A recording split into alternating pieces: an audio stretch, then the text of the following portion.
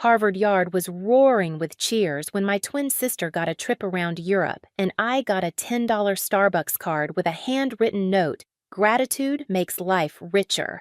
Everyone laughed, called it cute. They didn't know that for the past year and a half, every payment keeping our red brick house alive had come from my account, not theirs. That day, standing in my black gown beside Amelia's perfect smile, I realized the truth. My family didn't raise daughters. They built investments. And when I finally stopped paying, they didn't lose money. They lost their masks. But that part, they never saw coming. When people talk about family, they picture Sunday dinners, shared laughter, and the smell of something warm coming from the oven.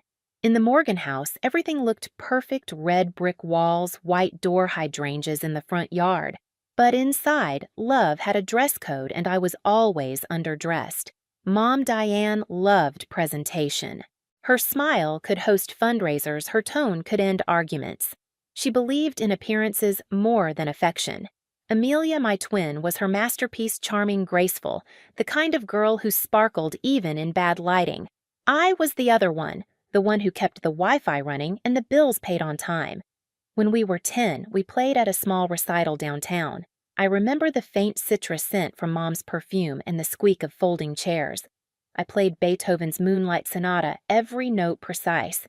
When I finished, there was polite applause, then Mom's voice soft but sharp. "Selena, you should play with more feeling. Music isn't math." I nodded. My throat burned. Then Amelia played. She missed notes, fumbled halfway, but smiled through it. Mom clapped louder than anyone. See, that's heart. That day I learned something crucial in our family: mistakes wrapped in charm were art. Effort wrapped in silence was invisible. Years passed. I became the family technician, accountant, and fixer. When Dad's email got hacked, I reset it. When Mom couldn't log into her Apple ID, I handled it. When Amelia's resume formatting broke, I fixed it too.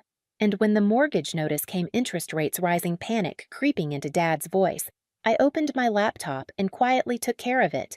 Each month, a payment left my account with the note: Morgan household, Selena contribution. I didn't tell them. Maybe I wanted to believe love could grow quietly like a seed planted in the dark. But in that house, only what glittered ever got sunlight. At night, I coded for Meatview Labs, the glow of my screen spilling across dorm walls. While Amelia posted photos from rooftop parties, I built interfaces for medical AI, something real, something that worked. The first time I saw the numbers in my bank account jump past 5 digits, I didn't celebrate. I just stared at the screen thinking, maybe now they'll see me. They never did. So when Mom handed Amelia that Europe trip and handed me that gift card, it wasn't new. It was just the prettiest version of what had always been true. But something in me shifted that day, not loudly, not dramatically. It was quiet, like a door clicking shut.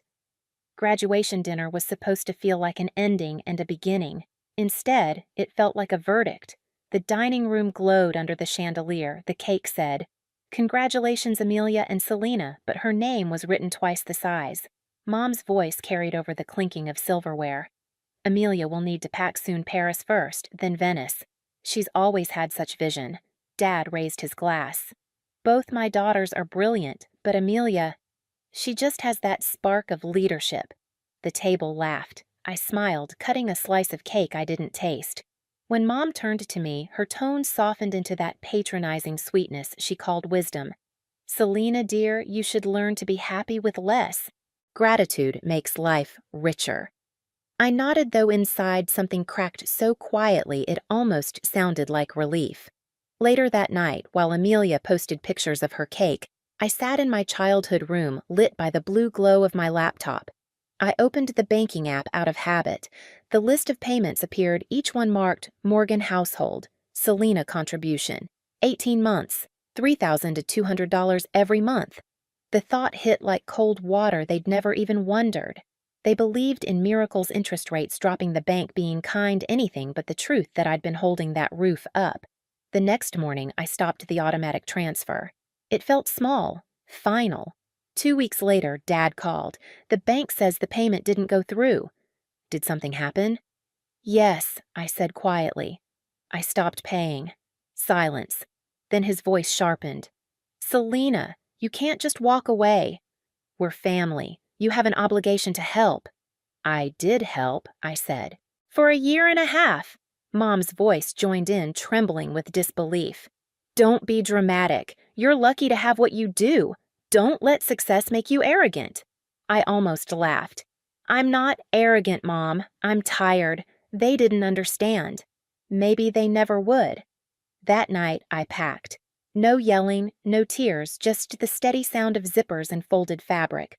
The moonlight fell across the diploma still on my desk. Harvard embossed in gold letters, proof of everything I'd built alone. When I left, the red brick house stood behind me like a museum of memories I never chose to keep. I drove across the Longfellow Bridge, the city lights spilling over the Charles River, and for the first time, I didn't feel guilty. I wasn't escaping my family. I was escaping the version of myself they needed me to be quiet, useful, invisible. And I had no idea that by the time they realized what I'd stopped giving, it would already be too late. The first sign came on a Tuesday morning, a bank alert blinking across my phone. Request to add new backup payment method. For a second, I thought it was a glitch.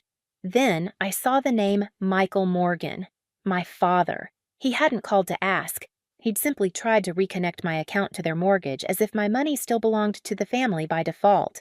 I sat very still, coffee cooling beside my laptop. Then I called the bank. The representative's voice was soft, almost apologetic. We just need to confirm, did you authorize this request?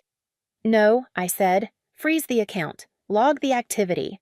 I want a record of every change. Calm came back to me, like muscle memory. I wrote down the case number, date, and time. Then I opened my laptop and created a new folder evidence. Inside it, I started gathering everything: payment confirmations, bank emails, call logs. I wasn't emotional. I was precise. Every file was a weapon polished in silence. 2 days later, I drove to Newton. The house looked the same, roses-trimmed porch light glowing, but the air inside was different, heavier. Mom sat on the couch, eyes red. Dad stood by the window, jaw tight. Amelia leaned against the wall, arms crossed like a spectator. Dad spoke first. We need to talk. You know what happens if the bank forecloses. I met his eyes. Then maybe you'll finally understand what it costs to live on someone else's dime. His tone hardened. Don't talk to me like that. This is family. And I'm part of it, I said quietly, but not your bank. Mom's voice broke through, desperate. Selena, please. You don't have to make this harder than it already is. I took a slow breath. You made it hard when you used my trust like an ATM code. For a moment, no one spoke. The old clock ticked on the wall. Amelia finally muttered, You're overreacting. You could have just talked to them. I turned toward her, calm but sharp. You mean like when you got a Europe trip and I got a $10 lecture on gratitude? Her smile faltered. I looked around the living room, the family photos, the router I'd installed, the framed Together We're Stronger. Quote Mom loved. Every object felt like a quiet reminder of the lie we all lived in. I'm done funding that illusion, I said softly. If you want control, take it. Just don't use my name to do it. Then I walked out, closing the door behind me. No yelling followed this time. Just silence, the kind that burns more than words. When I got home, I opened my laptop again. The evidence folder was waiting. Each file was neat, time-stamped, ready. This wasn't about revenge anymore. It was about boundaries. And the truth was just starting to sharpen its edge. It started with one careless click. I was updating tax records late at night, half asleep, coffee gone cold.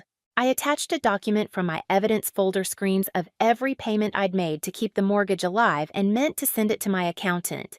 But when I hit send, I didn't notice that my aunt's family email group was still in the CC field. By morning, my phone was exploding. Selena, what did you do? Mom's voice was breathless on the line. Behind her, I could hear drawers slamming. Dad yelling something I couldn't make out. What are you talking about? I asked.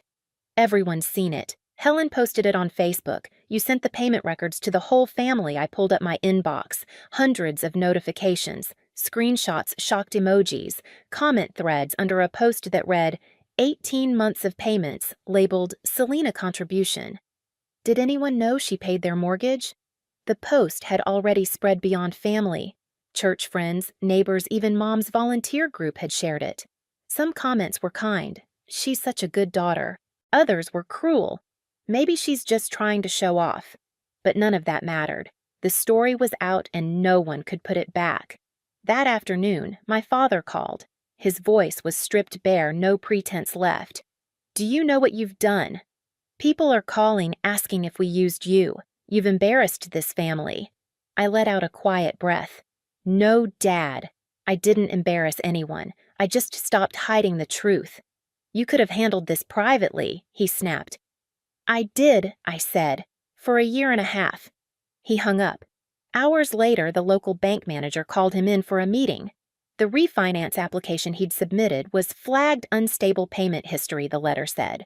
Without my deposits, they couldn't prove consistent funds. The house, once their badge of pride, was now a liability. I didn't feel joy, only a strange stillness. Justice doesn't always roar. Sometimes it just quietly rearranges the balance sheet. Within weeks, the Newton house was listed for sale. Neighbors whispered. Aunt Helen apologized to me privately, saying she didn't mean for things to spread that far. But it was too late. The Morgans' perfect image had cracked like porcelain dropped on tile. I kept working. At Meatview Labs, my projects expanded. Colleagues started asking about my design approach, quiet precision they called it. The phrase stuck. It became my compass. When an investor from the Harvard iLab reached out about a fellowship program, I hesitated before saying yes. Returning there felt strange, like walking into a place that once made me invisible, only now the light was on me. At the presentation, I spoke about user-focused design in healthcare technology, how empathy and structure can save lives. The lead judge shook my hand. "This," he said, "is what impact looks like." That sentence did more for me than every praise I never got from home. Within months, I founded NovaMind Health Design. I rented a tiny office near Kendall Square, brick walls, second-hand desks, sunlight spilling through tall windows. On the wall, I taped a white sheet of paper with black marker words. "We design clarity for those who save lives." The first contract came from Meatview itself. Then another from a cancer detection startup. Every invoice paid felt like reclaiming a piece of myself. And yet late at night, I'd still check my phone sometimes, half expecting another message from Mom. It came sooner than I thought. Amelia texted first. "Mom's sick. Dad's depressed. They're losing the house. You did this." I read it twice before replying. "No, Amelia. They did." 2 days later, she showed up at my office. Same perfect hair, same designer coat, but her eyes looked hollow. She stood among the potted plants and prototype sketches, scanning the space like it contradicted everything she believed about me. "Mom can't sleep," she said softly. "Dad's falling apart." "If you'd just helped like before," I interrupted. "Like before when I paid quietly and they called it luck." Her lips trembled. "You've changed." "I had to," I said. "You only loved me when I was useful." For a second, she looked like she wanted to argue, but no words came. She turned and left her perfume fading down the hall. That evening, I drove past the old neighborhood. The red brick house stood dark, a for sale sign planted in the lawn. Through the window, I saw boxes stacked where laughter used to echo. I parked for a minute, hands on the steering wheel, watching the light from the street lamps paint gold stripes across the windshield. My chest didn't ache. I felt calm, like I'd been holding my breath for years and finally exhaled. The next day, the local paper ran a small-piece family home foreclosed amid mortgage dispute. I didn't read it twice. Weeks later, while preparing slides for a conference, I received an unexpected call from Mom. Her voice was small, cracked at the edges. "Selena, I just wanted to say I'm sorry." Those words had lived in my head for years, but I never thought I'd hear them out loud. "I know what I did," she whispered. "I treated you like a wallet, not a daughter. And now I see what that cost." I sat in silence, letting her speak. For once, she didn't fill the space with excuses. Finally, I said, "I forgive you, Mom. But forgiveness doesn't mean going back." She started to cry softly. "I just wanted you to know I mean it. I know I said. And that's enough." When the call ended, I turned off my phone and stared out the window. The city was glittering in winter light, the Charles River silver under the sky.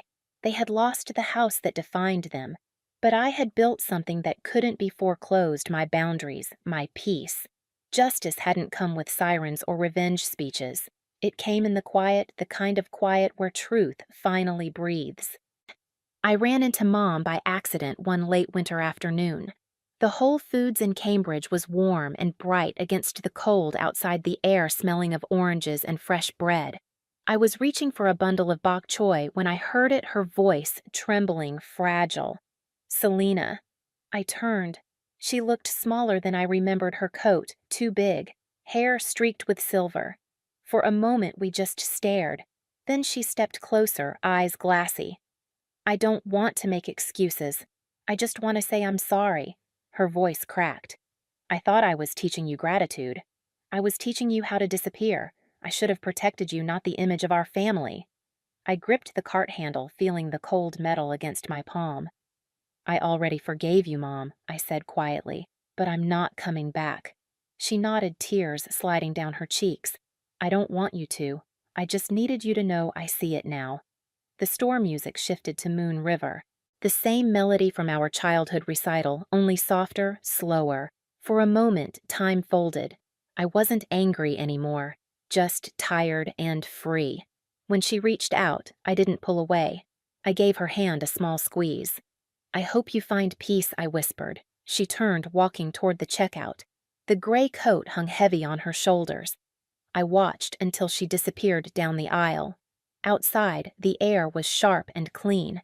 The city lights shimmered on wet pavement, and I realized forgiveness wasn't a doorback, it was a bridge forward. That night, I stood by my apartment window, a cup of tea warming my hands. Boston glittered beyond the glass, steady, alive, unbothered. On the wall above my desk hung two things, the framed $10 gift card from graduation and the certificate bearing Novamind Health Design. The card used to sting. Now it reminded me how far I'd come. I smiled, whispering to myself, gratitude doesn't mean bowing your head, it means knowing when to lift it. If you've ever walked away from people who loved what you gave but not who you were, know this, you're not alone. Share your story in the comments and hit subscribe. Because silence deserves a voice, and tonight mine finally has one.